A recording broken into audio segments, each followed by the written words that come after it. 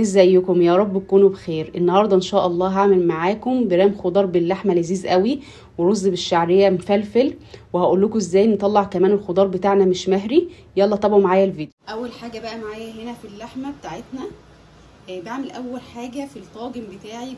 بعمل اللحمه الاول، بنزل هنا بمعلقه كبيره كده من السمنه. طبعا لو انت عايزه تعملي الطاجن كله كده مع بعضه مفيش اي مشكله، بس انا بحب الاول اعمل شوربه اللحمه لوحدها، عشان لو هاخد منها مثلا شوربه زياده او كده.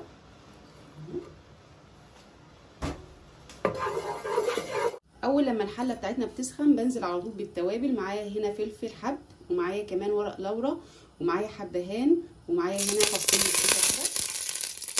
هنا بقى هحمص التوابل شويه كده لحد ما ريحتهم بس تطلع قبل ما انزل باللحمه بتاعتي اهو. خلاص كده بقى ريحه التوابل بتاعتي طلعت اهي. هنزل بقى باللحمه دلوقتي. زي ما انتم شايفين بقى معايا كيلو وربع من اللحمه. هنزل بيهم، شايفين بقى لما بنزل بيهم الكش دي. دلوقتي بقى هقلب اللحمه زي ما انتم شايفين كده لغايه لما اول لما خدت اللون البني الحلو معانا ده. دلوقتي معايا هنا طماطم وبصل انا مقطعاه كده لمكعبات، هنزل بيهم على اللحمه واقلبهم كده شويه مع اللحمه. الطماطم بتدي لون حلو جدا للشوربه طبعا صح. هنزل بيها كده، وبعد كده لما باجي ازود اللحمه بعد كده بزودها ميه سخنه. تمام. دلوقتي بقى هسيب اللحمه بتاعتي لحد ما تغلي، واول لما تغلي بحسب لها لمده ساعتين. شايفين بقى شكل الشوربه حتى قبل ما تغلي شكلها بقى جميل ازاي من الطماطم، وهي اصلا اللحمه نظيفه. كمان اللحمه دي من السن بتبقى طعمها جميل قوي مع الطبيخ بتاعنا او البريمات بتاعتنا. دي دلوقتي هسيبها بقى تغلي كده. اول لما تغلي بحسب لها على طول الساعات بتاعتها حسب برضك قطعيه اللحمه بتاعتكم. لو القطعيه بتاعتكم بتستوي بسرعه فانتي حسب القطعيه، يعني احسبي حسب القطعيه بتاعتك. انا القطعيه مثلا السن دي بتاخد مني مثلا في حدود ساعتين او ساعتين الا ربع بالكتير. فانا دلوقتي هسيبها اول لما تغلي وبعدين احسب مده الساعات بتاعتها على طول. وانتي بردك بعد ساعتين الا ربع كده او ساعه ونص بردك شيكي كده على اللحمه، شوفيها استوت، شوفيها لسه محتاجه سوا. بردك الحاجه دي بترجع لك انتي. اول حاجه بقى معايا هنا في التورلي او الطاجن بتاع التورلي بتاعي. دلوقتي هعمل الصلصه معاكم وهنشوف هنعمل ايه. نزلت هنا كده بحته زبده زي ما انتم شايفين او سمنه يعني. هستنى بس لما تسيح كده.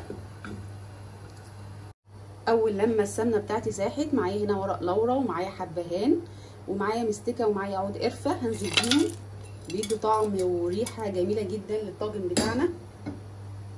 دلوقتي بقى كده هشوح بس التوابل بتاعتي كده شويه صغيرين لغايه اما اشم الريحه بتاعتهم كده. اول لما شميت ريحه التوابل كده دلوقتي هنزل معايا بصله كبيره، هنزل بيها كده مضروبه ناعم، وهنشوح البصله كده لحد ما تاخد لما تدبل معايا بس.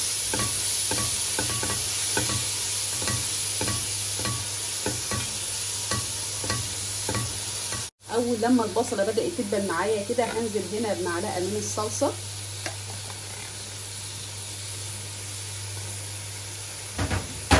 وهقلبها مع البصله كويس زي ما انتم شايفين كده.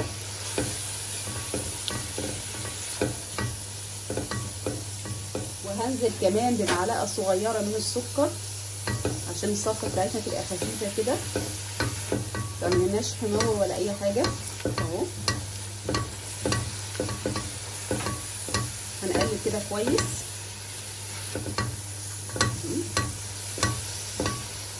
بعد كده هاخد الحاجه الاول اللي هي بتاخد سوى كبير شويه في التورلي بتاعنا. معايا الجزر بياخد سوى اكتر من البطاطس طبعا والكوسه، ومعايا هنا الفاصوليا، ومعايا البسله. الثلاث حاجات دول بياخدوا سوى اكتر من الكوسه والبطاطس بتاعتنا. هنزل بيهم مع الصلصه زي ما انتم شايفين كده. دول هخليهم يتسبكوا مع الصلصه عشان لما اجي احط الكوسه والبطاطس يكونوا هما خدوا سوا كويس، فالحاجه ما تتفريش مع بعضها. يعني انتوا شايفين هديهم تقليبه كده مع الصلصه والبصل والتوابل اللي احنا حطيناها الجميله بتاعتنا دي اهو زي ما انتوا شايفين كده.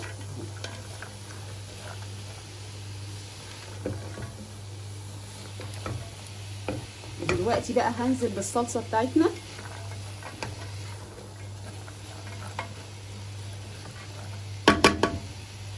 معايا بقى الصلصه دلوقتي هنزل بيها كده معاكم.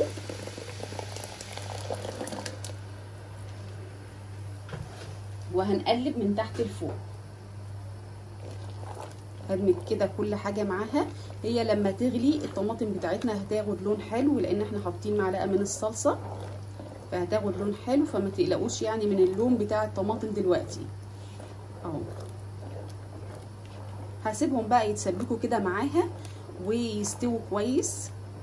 حتى لو خدوا 3/4 سوا هيكملوا بقيه السوا بتاعهم مع البطاطس والكوسه بقى لما نيجي نحط الشوربه. دلوقتي بقى اسيبهم يستووا وبعدين نشوف الخطوه اللي بعدها. بقى الصلصه بتاعتي سبكت والبسله والجزر خدوا كده 3/4 سوا، وهيكملوا السوا بتاعهم بقى خلاص مع الكوسه والبطاطس بتاعتنا. اول حاجه هنا هنزل كده بالكوسه والبطاطس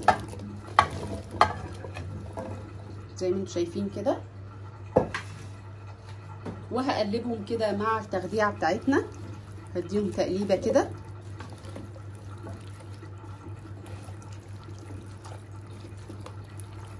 ادينا لكل الخضار تقليبه حلوه مع بعض كده. هننزل بقى بالشوربه بتاعت اللحمه، الشوربه اللي احنا عملناها مع بعضينا. اللحمه بتاعتنا استوت وبقت زي الفل وجميله. دلوقتي هننزل بالشوربه زي ما انتم شايفين كده، وهنقلب كل الخضار كده مع بعضه من تحت لفوق كده. ودلوقتي بقى هسيبه يستوي على نار وسط براحته لحد ما يوصل معايا ل3/4 سوا، وبعدين نشوف الخطوه اللي بعدها. دلوقتي بقى هعمل معاكم كده شويه رز بالشعريه لحد ما الخضار بتاعنا ياخد السوا بتاعه. بقى اقول معاكم الخطوه دي. انا معايا هنا توم كده هنزل بيه بردك، بيدي طعم جميل جدا للتورلي بتاعنا.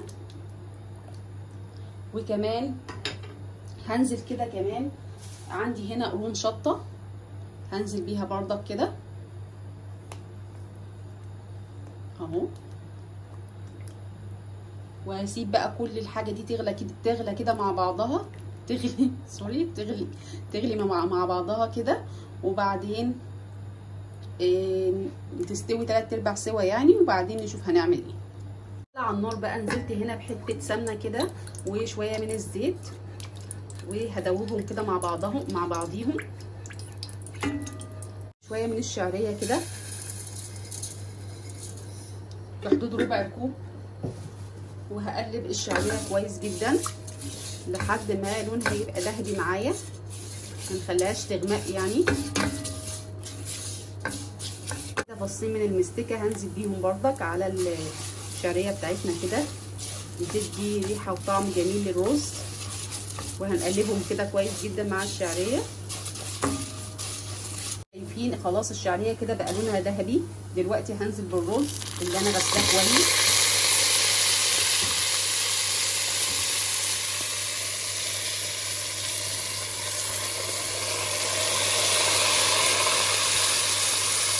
هنا بقى هدي النار بتاعتي كده شويه، وهبتدي اقلب الرز لحد ما ينزل كل السوائل اللي فيه.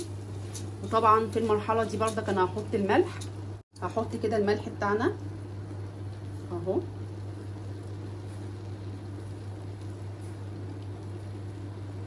دول 6 كوبايات من الرز. حطيت معاهم في حدود 3 معالق من الشاي، من معلقه الشاي يعني معلقه صغيره. وهفضل اقلب بقى في الرز كده لحد ما ينزل السوائل كلها اللي في الرز. الرز خلاص كده اتشرب كل السوائل اللي فيه، السوائل كلها اتشربت كده. دلوقتي هنزل بقى بالميه او الشوربه بتاعتنا. هنزل كده بميه سخنه بالشكل ده، وهقلب بقى الرز بتاعنا اهو يا دوب بس فوق الرز كده الميه بتاعتنا تكون بعقله واحده. نقلب بقى الرز كده ونجيب كل حاجه كده في الجناب ننزلها تحت عشان يبقى السوا بتاعنا مظبوط اهو. دلوقتي بقى هسيب الرز من غير ما اغطيه لحد ما يغلي معايا، وبعد كده هوريكم هنعمل ايه. بص كده الميه بتاعتنا غليت والرز اتشرب معايا اهو. دلوقتي هنزل بس كده بقطع من الزبده فوق الرز زي ما انتم شايفين كده، تمام. احطها كده في نص الرز، ودلوقتي هوطي على الرز بتاعنا وهغطيه واسيبه يستوي زي اي رز عادي بنسويه. شايفين بقى الخضار بتاعنا والتورلي بعد ما خلصته كل حاجه محتفظه بشكلها، البطاطس والكوسه وكل حاجه، لان سويته صح. وبدات بالحاجه اللي بتحتاج تسويه الاول، وبعد كده بدات بالحاجات اللي هي ما بتحتاجش سوى قوي زي الكوسه والبطاطس. دلوقتي هنحطه بقى في البرام بتاعنا ونحطه كده ياخد شويه في الفرن غلوتين كده. انا مسوياه 3/4 سوا، واللحمه بتاعتنا مستويه وكل حاجه مستويه، هو بس هياخد سوا بسيط في الفرن وياخد وش جميل كده. ده بقى شكل التورلي بعد ما حطيته في البرام. دلوقتي بقى هدخله الفرن كده ياخد وش جميل، وبعدين نشوفه بقى ونشوف شكله الرائع عامل ازاي. ده غير ريحته وطعمه اللي تجنن بجد.